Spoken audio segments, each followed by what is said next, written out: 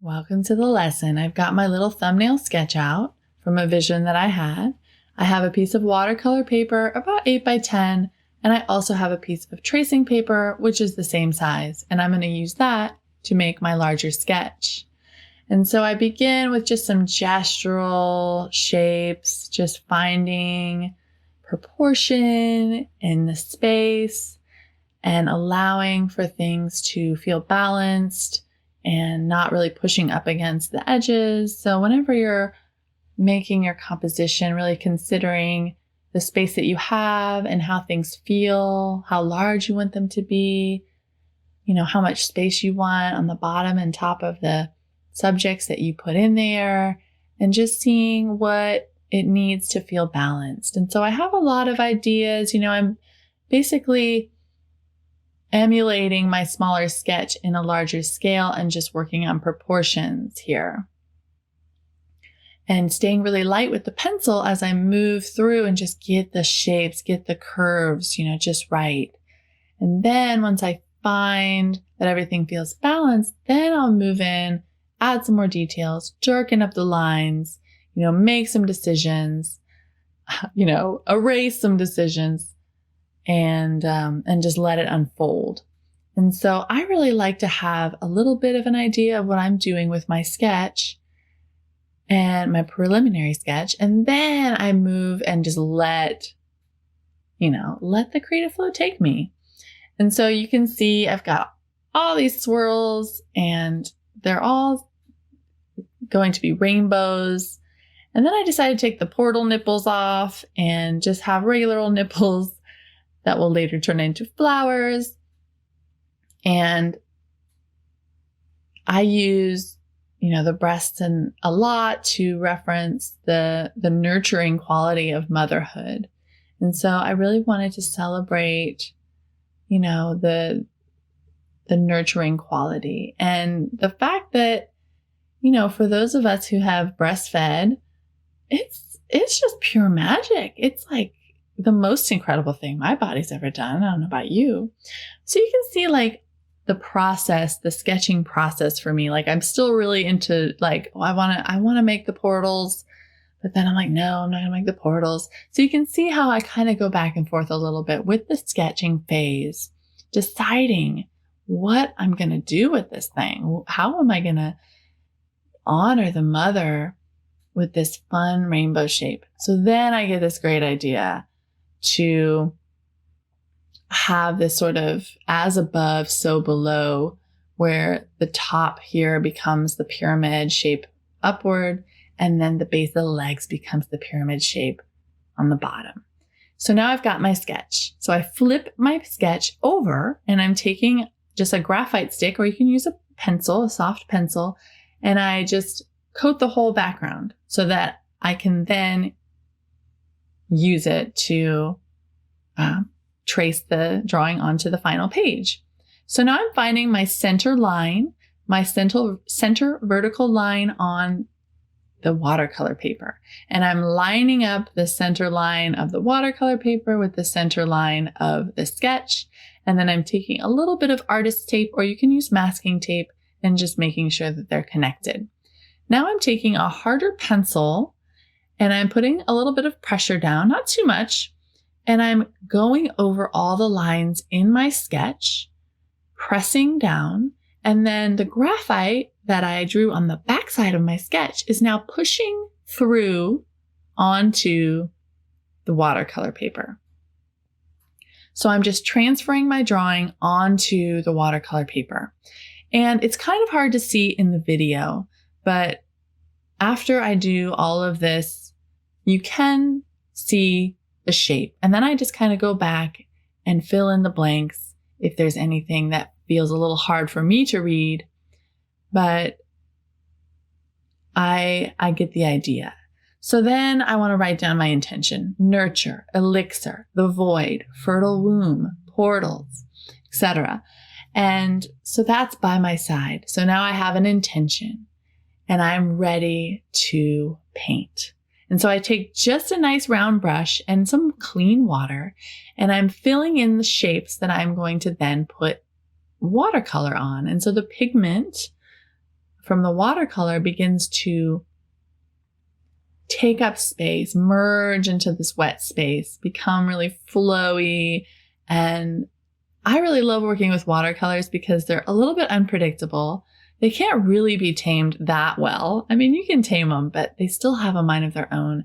And so it allows us to really connect to that divine feminine flow, intuition, wild thing, and just kind of release some of that control that we tend to hold on to, which is more a divine masculine trait, right? So I'm doing the same thing to the hip area. And I've kind of mixed a couple of colors in my watercolor palette, a peachy color and a brown color, to kind of find a middle ground, a nice tan skin tone. And then I just do little pops of brown and little pops of peach. And then I'm coming in with a paper towel and just kind of blotting some areas to create little highlights. And then I wait till that area is dry. And now I'm coming in with a pretty thin brush and just the water. And once more, I'm going to saturate the area that I know that I want to have the watercolor so that it can flow in the spaces that I want it to go. So now I'm using a bright pink. I mean, this is like neon. It's super fun. And I'm allowing the bright pink to be the first row of my rainbow shape that really like envelops this figure. And because I'm doing a rainbow with watercolor, I have to wait for those layers to dry a little bit. Otherwise, it's just going to be turned into a big old mucky mess. So I'm moving into a little crescent that's hanging out above, a little bit too drastic of a color, so I blot it a little bit. And then I see what else I can paint that won't interfere with some of the wet areas so that they don't get all mucky. So that's something you have to consider if you're using watercolor. If you're using something like acrylic or colored pencils or markers, you don't have to worry about that. You can just kind of go wham, bam, bam. If you're making, a rainbow and you want the colors to be right next to each other. And honestly, this piece would look amazing in watercolor or acrylic or marker. So I'm just kind of creating a little shadow with just a little bit of like reddish brown here and accentuating the figure a little bit. And then I'm going to move over to the purple side, so the opposite side of the rainbow. And I've actually mixed together 3 different purples from the palette over on the left to create the kind of purple that I want. And coming in with the other side of the rainbow. And so I kind of do that throughout, where I take, I'll pick a side and I'll paint it, and then I'll go to the other side. And so they're not, merging together because of the material I'm using, right? And so taking my time there. And then I'm going to take back what I just said. I actually do try out putting the blue down right after the purple just to see what happens. And there is some really nice merging of color there. And it doesn't get mucky because, they're similar in value and they're both cool colors. So I'm okay with that. But then I decide to move around and let some things dry. So I make the yoni area purple and bring a little bit of purple into that moon shape. And then I decide to go for that bright pink, that neon pink, as a little drip to represent like the fertile woman, the yoni, the menstruation, the moon blood, and then bringing that pink into the nipples. And then I now have a drip in the heart center that is green, and then I add a little gold. I ended up covering that up with silver later on.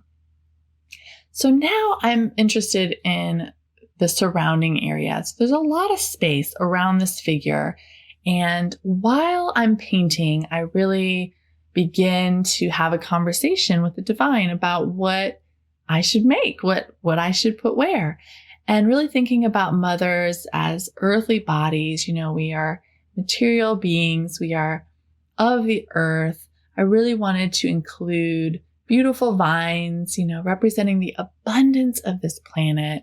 And then a couple of snakes using the colors of the rainbow that I am putting around this figure. And the snakes for me represent fertility and Shakti, or divine feminine energy. They really help me remember that I'm an earth body and that I can shed my past and stay in the present moment. So here I am moving to another layer of the rainbow, and I've decided to use the peachy color that I used for the skin tone mixed in with a different color. So I like to use similar colors throughout the piece because color can influence where the eye moves, right? And so if you are sharing this with somebody else and you are using a color, try using it in different areas so that the eye can begin to walk around the piece, right? And find things that are similar. And that helps unify the piece. So here I am coming in with that same green color that I used for the vines in the background, and coming in with another layer of rainbow. And then I'm waiting for that to dry. And so I say, okay, what else can I put in the background? I know I'm going to be using this golden yellow color. And so I decided to put a happy Egyptian inspired sun here, using a very thin brush for those lines. And then I decide I want that pink to pop out a little bit more. So I really saturate the brush with color and just give that edge a little bit of pop. And then I'm coming in with my DF, which stands for Divine Femme, because all of my artwork is an offering to restore and celebrate the balance of the divine feminine in this world. It's a nice flower shape. And then I'm bringing a little tube of paint to help me with a perfect circle here so that I can create this little balance shape or half moon or whatever you want to call it, whatever you see. For me, this symbolizes, the balance of masculine and feminine, dark and light, and just allowing for more balance in life. So here I am coming in with that last color of the rainbow, that beautiful golden yellow that I used in the sun shape, bringing it all together, celebrating the nurturing and nourishing and loving qualities of the mother, wrapping around the figure. And the pomegranate is a symbol for me for fertility and motherhood. And so I wanted to place that where the sacral chakra would be and the womb sits. And then bringing that color in for another flower to nod to that other one, let them speak to each other. And then I just really get earthy and playful with the figure. I begin to really decorate the figure with lots of flowers and vines and things to allow her to grow and become more earthy and celebrate her earthly existence, her incarnation. And so I'm playing here, just being really intuitive and allowing the colors and the symbols and the shapes that are all around to inform the decisions that I make, trying to find the balance, trying to find the unity throughout. And so that is pretty much it for the watercolor.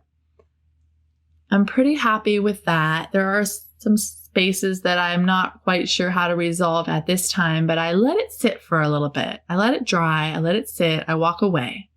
And then I'm like, okay, I got this. So I come back and I'm like, I want to use some gel pen. So I bring out a white gel pen. It's Uniball.